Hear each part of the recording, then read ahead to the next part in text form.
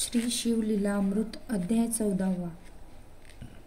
श्री गणेश, श्री सरस्वती, श्री गुरु आणि अंबिकेसह असणाऱ्या श्री सदाशिवासे नमस्कार असो.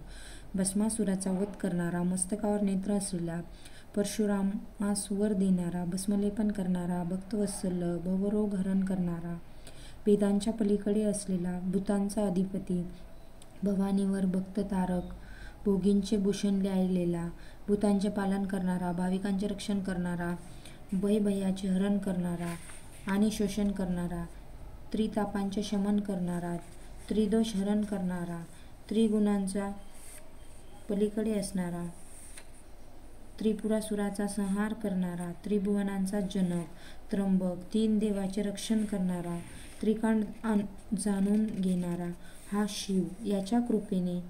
याच्या कृपेच्या जोरावर 13व्या अध्यायापर्यंत शिवलीला अमृत कथन केले.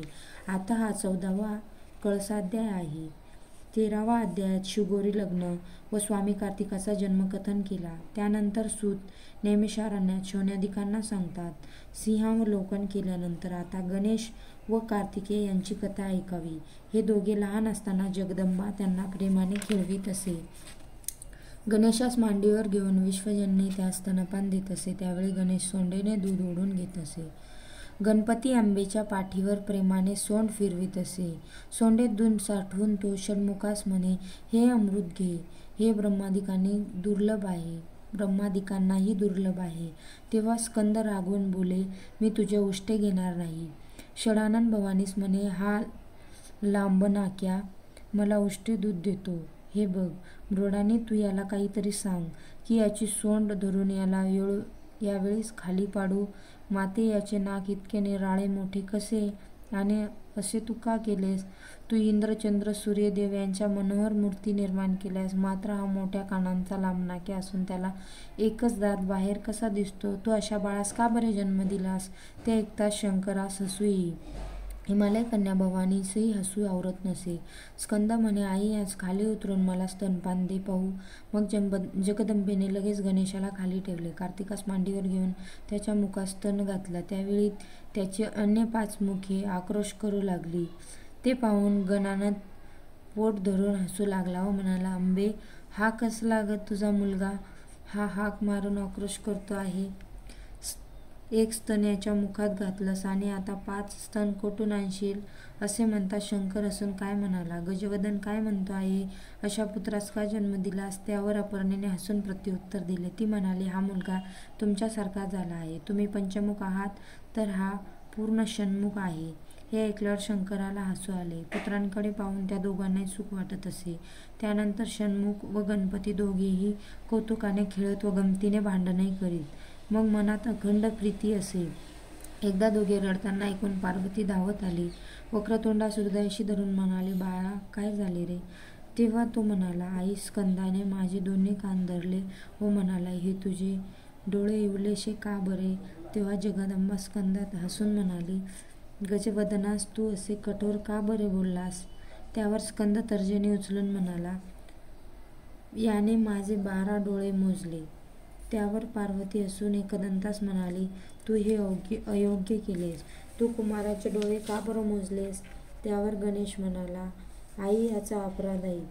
माझी लांब सोंड याने 4 बोटांनी मोजली. हा अन्याय त्रिभुवनाहून मोठा आहे. आई, तू याला मारायला हवंस. त्यावर कार्तिक म्हणाला, आई, याने माझे हात मोजले. त्यावर गणेश म्हणाला, माते, ऐक. याचा अन्याय सांगितला तर तू त्याला चोप देशील. तेव्हा भवानी आणि शंकर सावध चित्ताने ऐकू लागले. गणेश म्हणाला, मला हा जे काही बोलला ते सहन होणारे नाही. हा म्हणाला, तुझे पोट गोल गरगरीत आहेस, कारण तू भरपूर मोदक खाल्ले असशील. असे ऐकताच मृडानीने दोघांनाही प्रेमाने हृदयाशी धरले व प्रिय वस्तू देऊन त्यांची समजूत काढली. त्यानंतर शंकर आनंदाने सिंहासनावर बसला असताना जगदंबेने हसत त्यांच्याकडे पाहिले. त्यावर शंकर म्हणाला, अगं, तुला अकस्मात हसू का आले? त्यावर त्रैलोक्य माता म्हणाली, एक नवल दिसत आहे. तुमच्या जटामुकुटात स्त्रीच्या आकाराचे काय दिसले आहे? तुमची करणी अद्भुत असून ती ब्रह्मदेव आणि इंद्र यांना देखील उमगणार नाही. त्यावर कैलासपती म्हणाला, हत्तीप्रमाणे चालत असलेल्या स्त्रियाप्रमाणे कटी असलेल्या हरणाच्या पिलांप्रमाणे डोळे असलेल्या खालचा ओठ बिंबफळाप्रमाणे असलेल्या, कोकिळेप्रमाणे स्वर असलेल्या, हे भवानी, मी तर मस्तकात जल धारण केले आहे. यावर चतुर्यरूपी सरोवरातील हंसीने म्हणाले, हे शंकरा, त्या जलात मला स्त्रीचे मुख दिसत आहे. त्यावर कैलास म्हणाला, खालचा ओठ पोवळ्याप्रमाणे असलेल्या भवानी, ते मुख नव्हे, तर ते सतेज टवटवीत असे शोभिवंत कमळ आहे. त्यावर जलयुक्त मेघवर्णांची स्कंदमाता म्हणाली, हे पंचदश शंकरा, वाघाचे कातडे परिधान केलेल्या शंकरा, तेथे काळेभोर केसही दिसत आहे. त्यावर शंकर म्हणाला, अगं, त्या कमळावरील भुंगा सुगंध घेत आहे. हे विष्णू भगिनी, तू काहीतरी छंद घेऊन विचारत आहेस. त्यावर भुजंग त्रिवेणी भवानी म्हणाली, हे कडाकपाणी, कमळाला भुवया असतात का हो? तुमच्या मायेची करणी विचित्र असून वेदांनाही ती अगम्य आहे.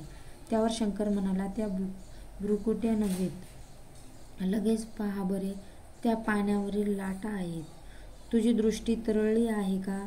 सौंदर्यशाली तरुणीची स्वामिनी, शिंपल्यांप्रमाणे कंठ असलेली, कमलंडूप्रमाणे स्तन असलेली भवानी म्हणाली, हे पिनाकपाणी, कमळास कानांपर्यंत नेत्रे कसे असतील? त्यावर मदनाचे दहन करणारा शंकर म्हणाला, कमळाभोवती भरपूर पाणी आहे. ते नेत्र नव्हे, मासे आहेत. हंसाप्रमाणे गमन असलेल्या भवानी, निरखून पहा. जी अनंत गुणांनी परिपूर्ण प्रिया परिमळ अशी त्रिपुर सुंदरी म्हणाली, कमळाच्या स्तनजोड्या कमलंडूप्रमाणे कशा बरे दिसतात? त्यावर त्रिशूलपाणी म्हणाला, हे वसुंधरा नंदिनी भवानी, नीट ऐक, निरखून पहा. हे 2 स्तन नव्हेत. गंगेच्या काठावर 2 गोजीरवाणी चक्रवाके बसलेले आहेत. त्यावर दुर्गा म्हणाली, हे मदनकारी बरेच साहित्य आपणास पुरविले आहे. हे मदनारी बरेच साहित्य आपणास पुरविले आहे. एकाचे अनक करून तुम्ही त्रिभुवन दाखविले. मौनानेच तुमचे चरण धरावे. तुम्ही जे बोलता ते खोटे असे म्हणताच येणार नाही. मग सारी पाठ मांडून भवानी आणि शंकर खेळू लागले. त्यांच्या खेळी ऐकणारे भक्त त्रिजगती श्रेष्ठ ठरतात. दोघे आनंदात खेळत असताना तेथे नारद आला आणि ब्रह्मवीणा वाजून शिवस्तवन करू लागला. मग एक क्षणभर स्वस्थ राहून नारद मुनीने खेळ पाहिला. तो म्हणाला, पण बोली लावल्याखेरीज खेळात रंग येत नाही. नारदाचे बोलणे दोघांनाही मान्य झाले. मग दोघेही पण करून खेळू लागले. जो जिंकेल त्याला आपली एक वस्तू द्यावी हे निश्चित झाले. तेव्हा पहिला डाव त्या क्षणी भवानीने जिंकला आणि तिने शिवाचे व्याघ्रांबर हिरावून घेतले. नारद मुनी हसू लागला. भवानीने दुसरा डाव जिंकला. तेव्हा तिने गजचर्म हिरावून घेतले. असे एका मागोमाग एक डाव जिंकून भवानीने शंकराची 10 आयुधेही घेतली. जो डाव खेळावा तो डाव भवानी जिंकून घेई. तिने त्यांची संपूर्ण भूषणे हिरावून घेतली. शेवटी लंगोटीही फेडून घेतल्याने शंकर दिगंबर अवस्थेत राहिला. पुढे शंकराचा नंदीही देवीने आपलासा केला. नारद गदगदा हसत शिवास म्हणाला, स्त्रीने पण करून तुला जिंकले. तुझे महात्म्य संपूर्ण संपले बरे. सर्व सृष्टी मायाहीन आहे. तू निर्गुण निराकार आहेस. हे चराचर मायाधीन आहेस. तुला हिने सगुणपण दिले, अन्यथा तू पूर्ण व्यक्त होतास. तुला कोण विचारत होते? अशा प्रकारे तू पूर्ण मायाधीन झालास. आता भक्तांना कसे तोंड दाखवशील? हे ऐकता शंकर रुसून घोर वनात निघून गेला. हे कार्य चोख करून नारद तिथून निघून गेला. शंकराने सर्व संगत्याग करून तो विरक्त झाला. शोध घेतला तरी कुणासही सापडेना. योगी सर्व काळ हृदयी त्याचे ध्यान करत, मात्र त्याचे मूळ व अग्र कुठेच सापडेना. कारण त्याला जातकुळ नव्हतेच. नाम रूप गुण या पलीकडे असलेला, गोत्र वर्ण महिमा वर्ण व आश्रमरहित आणि 4ही देहांच्या पलीकडे असलेला असा त्याचा अंत लागेना. जगदंबा सख्यांसोबत शोध घेण्यासाठी वनात निघाली. गिरीकंदरी मठ गुहा शोधून जगदंबा थकून गेली. घाईघाईत सर्व तीर्थे शोधून पाहिली. पुष्कळांना मार्ग विचारला. अष्टांगयोग आचरणाऱ्या योग्यांनाही त्याने मार्ग माहीत नव्हता. पंचाग्नी साधक, धूम्रपान उपासक, जटाधारी, नग्न, मौनव्रत आचरणारे, सदैव डोळे झाकून बसलेले, सतत आकाशाकडे पाहणारे, कुणी अखंडपणे उभे राहणारे, कुणी केवळ वायूचा आहार घेणारे, त्यांनाही श्रीशंकर कोठे आहे हे विचारल्यावर ते काही सांगेनात. एक जण सदैव यज्ञ करणारे, एक जण हिंसा करून बलिदान करणारे, मात्र त्यांचे डोळे धुराने भरलेले असून तेही सर्व काळ कष्टी होते. एक जण 64 कळा दाखवत, एक जण 14 विद्या मिरवत, एक जण वादविवाद करताना दमून जात, एक जण पुराण सांगत, एक जण उड्या घेत नाचत आणि लोकांना उपदेशाने अमृत पाजत, मात्र त्यांच्याकरिता उमामरण दुरावला होता. एक जण कुश, माती, पाणी यांची नासाडी करत व म्हणत, आम्ही इतक्यानेच पावन आहोत. त्यांनाही कैलास नायकाबद्दल विचारले, पण तेथेही ठाव लागला नाही. जी आदिमाया विश्वजन्य अनंत शक्तींची स्वामिनी, तीही नाना प्रकारे साधना करून थकली, मग तिने तेथे इतरांचा पाड तो काय लागणार. लक्ष्मीपती विष्णू देखील शिवस्वरूपाचा थांग लागावा म्हणून तपश्चर्या करू लागले. इंद्र व ब्रह्मदेव देखील याच कारणास्तव रात्रंदिवस मनपूर्वक प्रयत्न करीत होते. ऋग्वेद कर्माची स्थापना करतो, यजुर्वेद निस्सीम ज्ञान सांगतो, अथर्ववेद उपासमार्गाची स्थापना उत्तम प्रकारे करतो, सामवेद गायन करतो. न्यायशास्त्री गहन भेदांचे निरूपण करताना सांगतात की ईश्वर समर्थ असून जीव लहान असल्यामुळे ईश्वराचे स्थान तो घेऊ शकत नाही. मीमांसक कर्ममार्गाची स्थापना करतात. सांख्यशास्त्र प्रकृती व पुरुष विभाग सांगतात. पांतजलांचे योगशास्त्र योगांचे प्रतिपादन करते. व्याकरण शब्दांचे विभाग सांगते. सर्वांचे निराकरण झाल्यावर जे उत्तम तत्व उरते त्यालाच वेदांनी ब्रह्म असे म्हणतात. तो उत्कृष्ट ब्रह्मानंद देणारा शिव वेदांना व शास्त्रांनाही अगम्य आहे. त्या शिवाचे नाव घेत जगदंबा घोर वनात हाका मारू लागली. हे प्राणप्रिया, सर्व अभिमान सोडून मी तुला शरण आले आहे. सर्व तत्वे शोधून पाहिल्यावर अखेरीस साक्षात्कार होतो. त्याप्रमाणे जगदंबेने हिमालयात शंकर पाहिला. तो आपल्या सुखात तल्लीन झालेला होता. त्याने त्याचे 15 डोळे झाकलेले होते. देवी म्हणाली, यांनी आपल्या सासूरवाडीला येऊन मुक्काम केलेला दिसतो. अपर्णेने मनात विचार केला की याच रूपात मी त्याच्याजवळ गेले तर तो माझ्यावर क्रुद्ध होईल. मग भिल्लिनीचा वेश घेऊन मोर पिसाऱ्यांचे वस्त्र परिधान करून अनुपम वेश धारण करून ती विष्णू भगिनी निघाली. अनंत ब्रह्मांडांच्या माळा ज्या त्रिभुवन सुंदरीने लीलेने गुंफल्या, तिने शंकरास नृत्य व वादन करून मोहून टाकले. सभोवती अनंत शक्ती विराजमान होत्या. विमानातील अष्टनायिका तन्मय झाल्या होत्या. गायनाची पद्धत ऐकून किन्नर व गंधर्व आश्चर्य करू लागले. वनाचारांनी वैरभाव सोडून दिला आणि आहाराचा त्याग करून ते तन्मय झाले. नद्यांचे प्रवाह अडखळू लागले. पक्ष्यांना त्याच देहभावाची जाणीव उरली नाही. वारा निश्चल झाला. चंद्ररूपी हरिण तल्लीन झाली. शेषनाग पृथ्वीचे ओझे खाली ठेवून वर येऊ लागले. तिच्या देहाचा दिव्य सुगंध सुटला. देव भुंग्याचे रूप घेऊन त्यास पाहू लागले. नृत्य करताना ती नाना प्रकारचे हावभाव दाखवून तिच्या दाखवू लागली. शीतलता व उष्णता सोडून देत चंद्राचे आणि सूर्याचे किरण जणू तिची कर्णभूषणे झाले. देव स्त्रिया म्हणू लागल्या, हिच्यावरून सगळ्या जणी ओवाळून जावे. आदी जन्मेचे कौतुक अपार होते. शेखरादी देव व ब्रह्मदेव यांनाही त्यांचे आकलन होत नव्हते. दिव्य हिऱ्यांच्या खाणींचे वैभव तिच्या दंत तेजाने झाकळून गेले. तिच्या दंतपंक्तींचा रंग झळकळताच खड्यांचे सुंदर हिऱ्यांमध्ये रूपांतर झाले. शरीराचा पूर्ण सुगंध आकाश भेदून वर जाई. तिच्या पायांचे ठसे जेथे उमटत तेथे सुवासिक कमळे उगवत. तिच्या परागाचा वेध घेऊन वसंत ऋतू प्रेमाने प्रदक्षिणा करीत असे. अनंत विजांचा कल्लोळ उठावा त्याप्रमाणे तिचे नितळ स्वरूप तेज होते.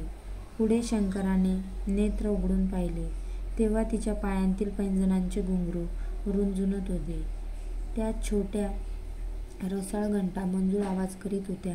हातातील कंकणांचा झणकार नृत्यांच्या गतीनुसार होत होता. भुवयांचे धनुष्य सज्ज करून तिने शिवास नेत्र कटाक्षाने घायल केले. त्यामुळे त्याने त्याचे मनरूपी हरिण जमिनीवर कोसळले. ही करणी देवगणांना न कळणारी होती. तिचे दिव्य स्वरूप पूर्णतः निहाळत शंकर कामविकाराने ग्रासला. तप व ध्यान विसरून त्याने तिला वृत्तांत पुसू लागला. तो म्हणाला, तू कोण आहेस, कुठून आलीस? माझी कामवासना तू क्रीडा करून शांत कर. तुझे रूप व लावण्य त्रिभुवनात अन्यत्र नाही. तुझा मुखचंद्र पाहून माझे नेत्र चकोर झाले आहे. माझा स्वीकार कर, मी तुझ्या अधीन झालो आहे. त्यावर बिल्लीन म्हणाली, उमेसारखी स्त्री सोडून कैलास भुवनाचा त्याग करून घोरवनात तू का बसला आहेस? मी परस्त्री आहेस. मला आपलेसे करून तू माझ्याशी कामक्रीडा कधी करू शकत नाही. तू सत्याचे मन जिंकले नाहीस तर तू कसला तपस्वी? त्यावर शंकर म्हणाला, मी दुर्गेवर रुसून आलो आहे. मी पुन्हा तिचे तोंडही पाहणार नाही. स्वप्नात देखील तिचे नाव घेणार नाही. तेव्हा बिल्लीन म्हणाली, माझा पती अतिशय रागीट आहे.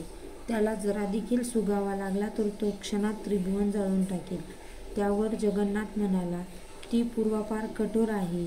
तिने दक्ष यज्ञात उडी घेतली. तिचा राग अद्भुत आहे. ती पर्वताच्या पोटी गेली. तेव्हा पुन्हा मी तिच्याशी विवाह केला, परंतु ती अतिशय कुटील कपटी आहे. त्यावर बिल्लीन म्हणाली, नीटपणे ऐक. तू तिच्याहून कपटी आहेस. तू मस्तकांवर गंगा आणून ठेवलीस. भवानी तर भोळी आहेस. दुर्गेसारखी पट्ट राणी टाकून वनात का हिंडतो आहेस? परस्त्री पाहून तिच्या गळी पडू पाहतोस. कैलासनाथ म्हणाला, ती क्षणात इकडची सृष्टी तिकडे करते. तिनेच युद्ध करून शुभनिशुभांदी दैत्यांचे वध केले. ती धावत जरी येथे आली आणि माझी उदंड विनवणी करीत झाली तरी मी काही परत कैलासात जाणार नाही हे निश्चित. तिच्याशी बोलणार नाही. तूच माझ्याशी लग्न कर. अशी मी तुझ्या अधीन झालो आहे. तू जिकडे नेशील तिकडे मी येईल. मी तुझ्या वचनात गुंतलो आहेस. यावर ती गौरी म्हणाली, भवानी तुझ्या पाठीशी लागली तेव्हा तू 2 वेळा तिच्याशी लग्न केलेस, तरीही तिची ही गत तू केलीस. मग तिथे माझा काय पाड काय लागणार? मलाही टाकून तू जाशील. पुढे बिल्लीन नृत्यगायन करू लागली. तेव्हा पंचदशनयन शंकर तिला आलिंगन देण्यासाठी उठला. अंबा लागलीच निघाली. तेव्हा शंकर जोराने ओरडून म्हणाला, मला तुझा मुखचंद्र दाखव. तुला माझी शपथ आहे. तू मला माळ घाल. मी तुला टाकून मुळीच जाणार नाही. तेव्हा जगदंबा हसून म्हणाली, माझ्या घरी चल, मग तुझी पत्नी होईल. त्यावेळी शंकर अवश्य असे म्हणाला. पुढे मदनांतका शंकरास भुरळ पाडून तिने कैलासात नेले. त्याला सिंहासनावर बेसून त्याची षोडोपचारे पूजा केली. त्याचे चरण घट्ट धरले. त्याच्या गळ्यात मिठी घातली. नंतर देवीने खरे रूप प्रकट केले. तेव्हा शंकर तटस्थपणे पाहत राहिला. मग तो दोघे एकमेकांकडे पाहू लागले. शिव म्हणाला, हे भवानी, तुझी धन्य आहेस. तूच म्हणून मला समजावून परत आणलेस. सूत शौनादिकांना एक अद्भुत कथा सांगू लागले. एकदा हाती विणा घेऊन अकस्मात नारद शिवाजवळ येऊन म्हणाला, हे विश्वनाथा, तुझे पुष्कळ भक्त मी पाहिले. मात्र कांतीनगरातील श्रेया भक्त अतिशय धीर गंभीर असून उदार व सुशील. त्यांच्या कीर्तीने 10 दिशा भारावल्या आहेत. तो सात्विक व क्षमाशील आहे. गेली 10 वर्ष त्याने अन्नसत्र घातले असून तो अतिथींना इच्छाभोजन व पवित्र दान देत आहे. भोजन समयी त्याच्याकडे जगातील कोणतीही दुर्मिळ वस्तू मागितली तरी ती वस्तू तो प्रयत्नपूर्वक आणून देतो. तो श्रेष्ठ शिवभक्त आहे. नारदांकडून हा वृत्तांत समजल्यावर ओंगळ असा अतिथी वेश धारण करून शंकर त्याच्या घरी आला. तो अंगणात उभा राहिला. तेव्हा तो अत्यंत क्रोधी भासत होता आणि अत्यंत कठोर त्याची दृष्ट भाषा बोलत होता. त्याचे समग्र रूप ओंगळ होते. तो म्हणाला, मला इच्छाभोजन दे, नाही तर तुझे सत्व घेऊन मी निघून जाईल. तेव्हा श्रीयाळ व चांगुना यांनी सद्भावनेने त्याचे चरण धरले. त्याला आसनावर बसविला. त्याची क्रोधयुक्त भाषा सोसून त्याची षोडोपचारे पूजा केली व हात जोडून म्हणाले, स्वामी, इच्छाभोजन मागा. शंकर म्हणाला, मला नरमांस आणून दे. तू चोर धरून आणशील त्याचे मांस मी घेणार नाही. माझा उद्देश मनात ठेवून तू एखादा माणूस विकत आणशील तेही मला चालणार नाही.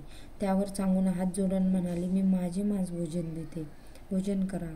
श्रेयाळ म्हणाला, मर्जी असल्यास मी माझे मांस देतो. त्यावर शंकर म्हणाला, तुम्ही खरोखर पवित्र आहात. सर्व याचकांचे माता पिता आहात. तुम्हा दोघांना खाल्ल्यास हे अन्नसत्र बंद पडेल. तरी तुमचा एकुलता एक प्रेमळसा 32 लक्षणांनी युक्त गोजीरवाणा 5 वर्षाचा चिलया बाळ मला भोजनास द्या. हे भाषण ऐकताच माया मोहाचे जंजाळ बाजूला सावरून ते उभयंता म्हणाले, अवश्य घेऊन जा. मग सदाशिव म्हणाला, मी काय लांडगा वाघ की असो लाई म्हणून तुझ्या पुत्राचे मांस खाऊ? याला उबग न मानता तो बालक शिजून मला घाला. मायामोह धरून जर कुणी रडणार असाल तर मी तुमचे सत्व घेऊन निघून जाईल. चांगुना अवश्य असे म्हणून उभी राहिली व आपल्या पुत्रास बोलावे लागली. ती म्हणाली, बाळा चिलया गुणवंत, खेळावया कुठे गेलास रे? तुझ्यासाठी अतिथी खोळंबले आहे. माझ्या बाळा, धावत ये. असे ऐकताच बाळ धावत आला. अतिथीस नमस्कार करून त्याने मातापित्यांचे चरण धरले. तेव्हा माता म्हणाली, राजसा, अतिथी तुझे मांस दान मागत आहे. तेव्हा ते बाळ लाळीपाने म्हणाले, हा देह मी शिवार्पण केलेला आहे. अतिथी तृप्त झाला तर शंकर संतोष होईल. असे ऐकताच तिने लगेच बाळास कडेवर घेतले व त्याचा वध करण्यासाठी स्वयंपाकघरात गेली. तिने चिलयाचे चुंबन घेऊन प्रेमाने त्याला हृदयाशी धरले. बाळ म्हणाला, आई, मी पुढे तुझ्याच पोटी जन्मास येईन बरे. सर्व मायामोह सोडून तिने मन वज्राहून कठीण केले आणि चिलयाचे क्षर छेदून अंगावरील मांस काढले. आपल्याला पुत्र नाही म्हणून तिने चिलयाचे शिरकमळ पाहण्यासाठी राखून ठेवले. शरीराचा अन्नपदार्थ करून तिने अतिथीस भोजनास बोलाविले. श्रीशंकर अतींद्रिय द्रष्टा आणि जगत सूत्रधार असल्याने अनंत ब्रह्मांडांचे वृत्त त्यास ज्ञात असते. त्याला समजले की मातेने चिलयाचे शिर राखून ठेवले आहे. तो तत्काळ उठून चालला. चांगुना व श्रीया धावत गेले. शिव म्हणाला, तू शिरकमल ठेवलेले आहेस ते मला समजले. सर्व अवयवांत शिर मुख्य आहे. मग तेच कसे काय तू वगळले बरे? तेव्हा त्या दोघांनाही त्याचे पाय धरून म्हणाले, तेही शिजून घालतो. मनात क्रोध करू नये. अजाणतेपणे आम्ही जरी चुकलो तरी आम्हा क्षमा कर. आमचे सत्व राख. तेव्हा अतिथी आसनावर येऊन बसला. शिर बाहेर घेऊन ये. ते उखळत घालून त्याला माझ्यासमोर काढ.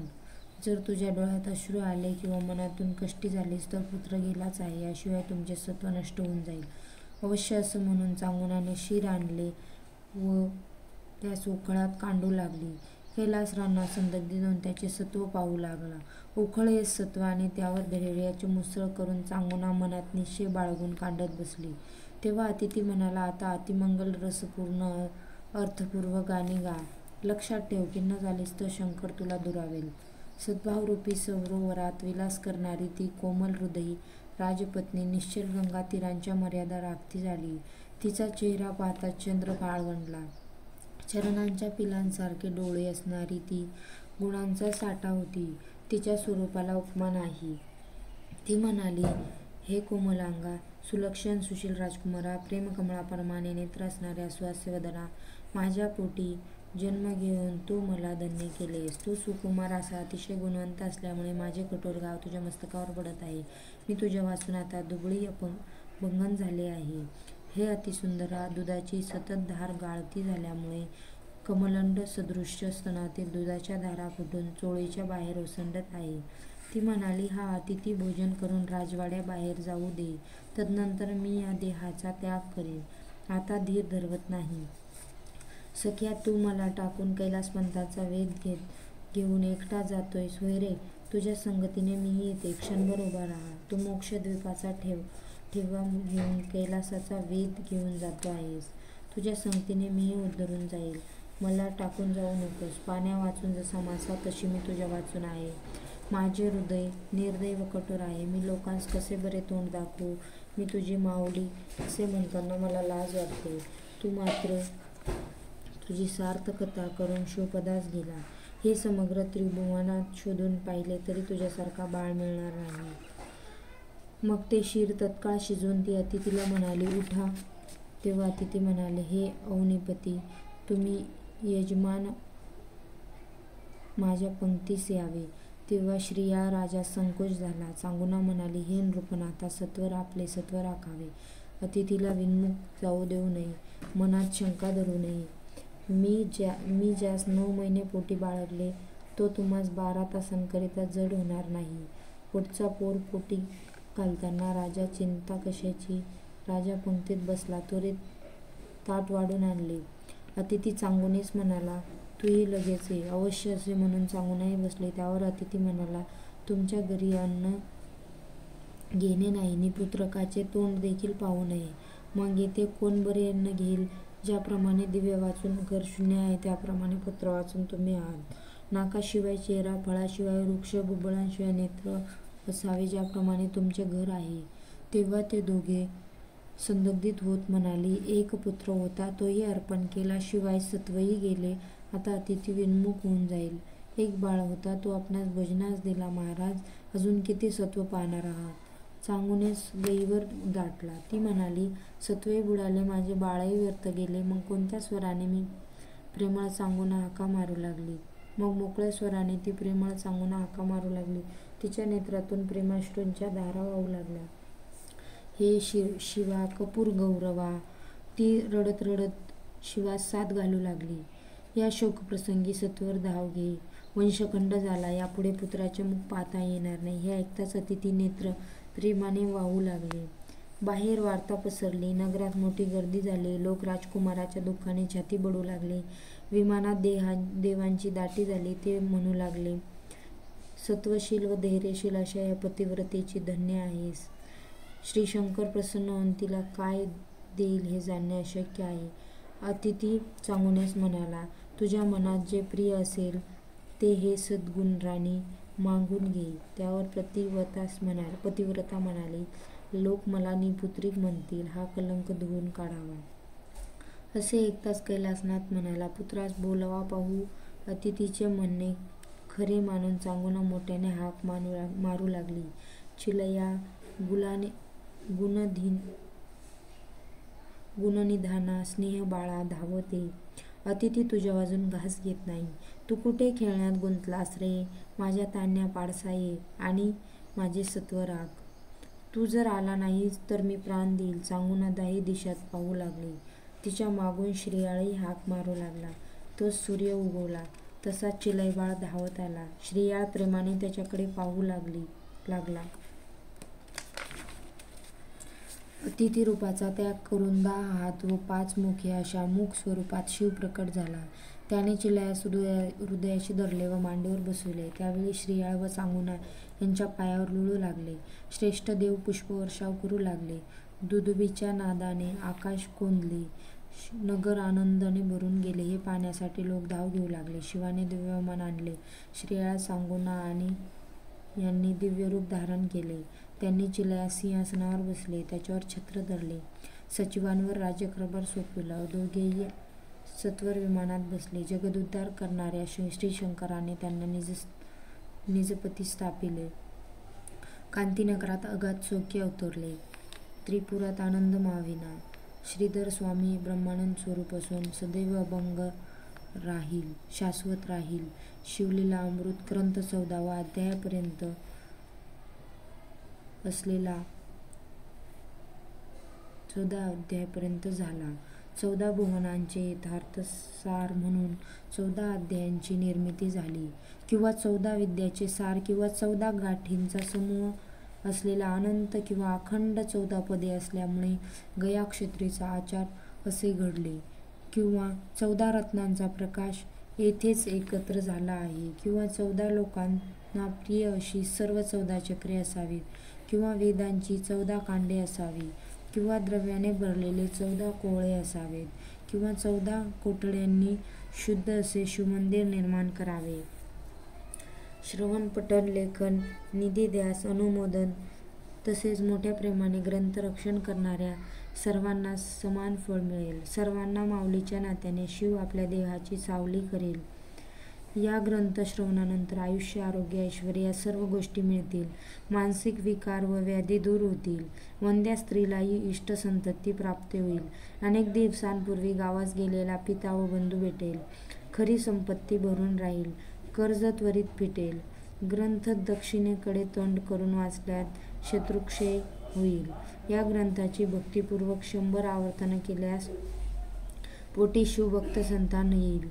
त्याच्या घरी हा ग्रंथ असेल तो पिशाचभूत निघणार नाही. 3 महिने नित्य आवर्तन केल्यास सर्व संकटे नष्ट होतील.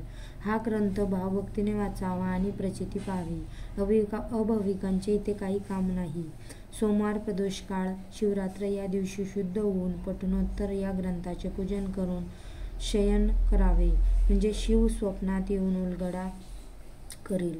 जे जे संकट पडेल ते निळकंठ दूर करेल. 14 अध्यायांचे वेगवेगळे श्रेष्ठ फळ लिहिले आहेत. पहिल्या अध्यायात मंगलचरण दाशर्य रायाचे आख्यान असून कलावतीने पतीचा पूर्ण उद्धार केला याचे कथन आहे. दुसऱ्या अध्यायात शिवरात्र व कर्मविपाकथन यांचे निरूपण आहे. तिसऱ्या अध्यायात गौतमाने कथा सांगून कल्पाशपादाचा उद्धार केला. चौथ्या अध्यायात महाकाललिंगार्चन व गोपबाळाचा उद्धार. पाचव्या अध्यायात उमेचे पुत्रपालन व शिवप्रसादाने त्यास राज्यावर स्थापिले. सहाव्या अध्यायात सीमंतिनीचे पुण्यकारक आख्यान. सातव्या व आठव्या अध्यायात भद्राई राजाचे कौतुक केले आहे. नवव्या अध्यायात वामदेवाचे सुरस आख्यान असून दुर्जय राजा राक्षस कसा झाला याच्या अनेक जन्मांचे दुःख हे आख्यान आहे. 10व्यात शारदेचे आख्यान. 11व्या अध्यायात रुद्राक्ष महिमा असून महानंदाचा उद्धार व भद्रसेन राजाचा वृत्तांत आहे. 12व्या अध्यायात विदुर व बौला यांचे उद्धार तसेच विष्णूने केलेला भस्मासुर वध आणि 13व्या अध्यायात शिवगौरीच्या विवाहाचे समग्र वर्णन आले आहे. 14व्या अध्यायात शिवपर्णा यांचा विनोद, गौरी विलीन झाले आणि श्रीयाळ चरित्र असून आता 14वा अध्याय समाप्त होत आहे. श्रीधर स्वामी ब्रह्मानंद यांचा अतिशय अगाध असा आनंद संप्रदाय आहे. क्षीरसागरात विष्णूने प्रथम ब्रह्मदेवास उपदेश केला. तेथून प्रसिद्ध अत्री ऋषी, त्यापुढे पूर्णब्रह्म अगाध दत्तात्रय, त्यापासून सदानंद, तेथून रामानंद यती, तेथून अमलानंद, मग ब्रह्मानंद, तदनंतर कल्याणवासी सहजानंद, यतींद्र, तेथून पुढे शुद्ध पूर्णानंद यती, तेथून आजोबा दत्तानंद, नंतर माझे प्रसिद्ध सद्गुरू ब्रह्मानंद यतींद्र, अशी ही परंपरा होय. पंढरीहून 4 योजनेपर्यंत दूर नैऋत्येस नाझरे गावातील अधिकारी पदावर असलेले पूर्वाश्रमीचे ब्रह्मानंद पुढे पंढरीस येऊन संन्यास ग्रहण करते झाले आणि तेथे समाधिस्थ होऊन चिरंतन झाले. ब्रह्मानंद माझे पिता व सावित्री माझी माता होय. त्या दोघांना वंदन करून शिवलीला अमृत ग्रंथ संपविला. शेके 1640 विलंबी नाम संवत्सर फाल्गुन शुद्ध पौर्णिमेस रविवारी ग्रंथ समाप्ती केली. ब्रह्मकमंडलू क्षेत्र कऱ्हा नदीच्या तीरावरील द्वादशमधी नगरी असून हा ग्रंथ तेथेच झाला आहे हे लक्षात घ्या. शिवलीला अमृत ग्रंथ 14 अध्यायापर्यंत. हे शंकर, हे उमानाथा, तुझा सदैव जय जयकार असो. अपर्णेचे जीवन असणाऱ्या शिवा कापूरा समान शुभ्र ब्रह्मानंद जगदुद्धार श्रीधराच्या हृदयरूपी कमळावरील भ्रमरा, हे दयानिधे, तू नष्ट न होणारा आणि कदापि भंग न पावणारा असा आहेस. कंदपुराणातील ब्रह्मोत्तर खंडात शिवलीला अमृत हा प्रचंड ग्रंथ सांभाळलेला असून त्यातील मधुर भासणारा हा 14वा अध्याय सज्जन भक्तजन अखंडितपणे श्रवण करत. श्री सांब सदाशिवार्पणमस्तु. शुभ भवन्तु. ध्याये नित्य महेश रजतगिरिनिभ चारुचंद्रावतंसं रत्नाकल्पोज्ज्वलार्ग